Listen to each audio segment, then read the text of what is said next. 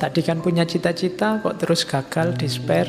Nah, kalau ini dibangun lagi yuk, biar kamu tetap bisa berharap. Yang pertama apa? Goal setting. Ayo ditegaskan lagi, kamu ingin apa sih? Itu namanya goal setting. Kamu ingin mengharapkan apa? Cita-citamu apa? Yang semula sudah mulai buram, sudah mulai blur karena kamu tidak yakin, sekarang ayo digarisbawahi lagi, ditegaskan lagi. Setelah itu, identify viable pathways. Kira-kira ayo diidentifikasi, kamu bisa nyampe tujuan itu lewat jalan apa? Diidentifikasi dulu jalannya. Terus biar semangat, creating future memories of success. Bayangkan kalau nanti kamu sukses, kebahagiaan apa, kenikmatan apa yang akan kamu alami. Bayangkan, bikin gambaran-gambaran. Enaknya kalau kamu lulus cepat, itu segera kamu bisa kuliah lebih tinggi, segera kamu bisa macam-macam nyari kerjaan, segera kamu bisa. Nah, itu bayangan tentang kesuksesan hidup kan. Jadi kalau kamu targetmu jelas, jalan yang kamu tempuh jelas, dan kamu berminat karena betapa bahagianya kalau ini sukses, saat itu juga akan lahir namanya harapan. Kalau jalannya ndak ada, namanya bukan harapan tapi angan-angan. Kalau goalnya ndak ada, ya namanya bukan harapan, wong ndak ada tujuannya kamu mau kemana. Kalau angan-angan, bayangan kesuksesannya ndak ada, kamu ndak akan bersemangat untuk mencapai harapan. Jadi membangun harapan itu urut mulai target, jalannya, kebahagiaan yang kamu raih. Setelah ini kamu boleh harapanku apa saja. Nggak usah banyak-banyak, karena biasanya kalau lagi semangat nulis harapannya, tahun ini target saya 20 Pak, itu terlalu banyak. 2, 3, 4, 5 yang agak besar-besar, yang penting-penting saja ditulis. Nggak usah yang nggak penting. Nggak usah nulis, saya target saya Pak, setiap kali makan di warung itu harus, kalau kemarin sekali makan 10.000, mulai tahun ini minimal 12.000, misalnya, tidak usah ditulis. Seandainya memang itu targetmu, tidak penting. Target yang penting-penting daftarin, tidak usah terlalu banyak. Plus jalannya, yang berat mungkin kamu harus merancang jalannya. Untuk bisa ke sana Pak, saya harus menyisihkan waktu, saya harus menyisihkan uang, saya harus tiap malam melakukan ini, tiap pagi melakukan ini. Itu jalan namanya.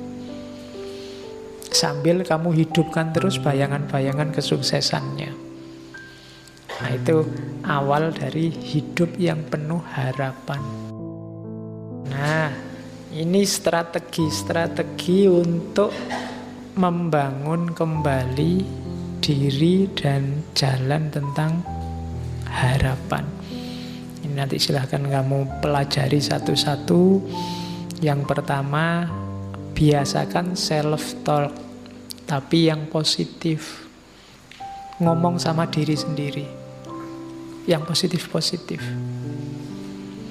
Jangan sering dimarahi. Banyak orang suka marahi dirinya sendiri. Kalau gagal kan kamu selalu memarahi dirimu. Ada yang tidak cocok kamu marahi. Saya kecewa Pak dengan diri saya. Harusnya saya itu rajin tahajud. Terus sekarang kok begini saya. Sekarang kok males ngaji aku Pak. Jadi kamu marahi terus dirimu. Lebih enak lakukan self-talk yang positif. Wah, sekarang saya lebih merdeka, lebih bebas Pak. Tidak kayak dulu. Maka sekarang saya harus milih yang baik-baik. Nah, itu self-talk. Saya pasti bisa kok Pak, saya mampu pasti. Nah, itu self-talk. Misalnya kamu mau ujian, masuk ruang kelas itu, aku pasti bisa. Begitu baca soalnya langsung lemes. Oke. Terus, nah, refleksi tentang kesulitan. Kira-kira yang menghambatku apa? Tidak apa-apa. Oh, aku ingin sih kumlot, tapi mungkin ini akan menghambat. Terus memikirkan target tadi sebagai tantangan. Jadi kamu punya harapan kan, jadikan harapan itu tantangan. Orang itu kan kalau ditantang biasanya lebih gairah, lebih ganas. Jadi jadikan harapanmu adalah tantangan dalam hidupmu. Terus pikirkan kembali kesuksesan masa lampau. Bayangkan dulu kamu sukses kan seneng. Besok ketika kamu sukses pasti seneng bahkan double. Dulu kamu lulus SMA senengnya seperti apa sampai kamu nyoret-nyoret baju. Kamu lulus S1 lebih seneng dari itu pasti. Besok lulus S2 lebih senengnya lebih tinggi lagi, apalagi S3. Nah itu kan membayangkan kesenangan ini akan memotivasimu. Terus coba dengarkan cerita, baca cerita tentang orang-orang sukses. Berteman dengan orang-orang yang bisa share tentang tujuanmu tadi. Itu akan membantu. Cari role model yang bisa ditiru. Kalau cita-citamu jadi dokter, ya cari dokter yang bisa ditiru, yang bisa diimitasi. Terus kalau ini di luar itu tapi penting makan, olahraga, istirahat. Karena kamu butuh tenaga. Kalau ini tidak usah dipikir, dijalani saja. Pendukung utamanya itu kurang istirahat, sangat berpengaruh, apalagi kurang makan. Olahraga maksudnya arahnya ke kesehatan. 3 hal itu, jaga kesehatan. Yang selanjutnya menurut saya perlu dilatih tertawa pada diri sendiri. Terutama pada saat kamu stuck. Stuck itu macet. Ketawakanlah betapa lucunya dirimu. Jadi tadi kan saya bilang banyak orang memarahi dirinya sendiri, mending kamu tertawai dirimu sendiri. Ya meskipun tidak harus sambil ngakak-ngakak, ngikik-ngikik, nggak ada apa-apa, ketawa sendiri. Kok ketawa sendiri? Aku menertawai diriku sendiri, tidak begitu.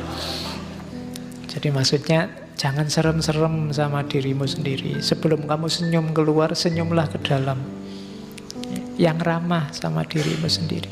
Kamu sama dirimu sendiri nggak bisa ramah, susah kamu ramah ke orang lain. Jadi latihan tersenyum sama dirinya sendiri. Cepet-cepet kembali ke khitoh, kembali ke orientasi kalau stuck. Kadang-kadang orang itu kan banyak peristiwa yang membuat kita nyeleweng dari jalur, ya cepet-cepet kembali. Tidak apa-apa kamu memberi hadiah pada dirimu sendiri untuk sub-sub tujuan. Misalnya saya ingin besok kumlot, semester ini bisa IP 4. Wah ini syukuran ini, ngasih hadiah. Kalau kemarin di angkringan cuma 1 bungkus, sekarang tak kasih hadiah 2 bungkus. Nah itu namanya ngasih hadiah diri sendiri. Oke, tidak apa-apa, sering-sering main gitu, ngasih reward and punishment dirinya sendiri. Terus mendidik diri untuk keterampilan-keterampilan yang dibutuhkan, itu pasti. Ini tips-tips untuk menghidupkan agensi, menghidupkan dirimu dan jalanmu menuju cita-cita.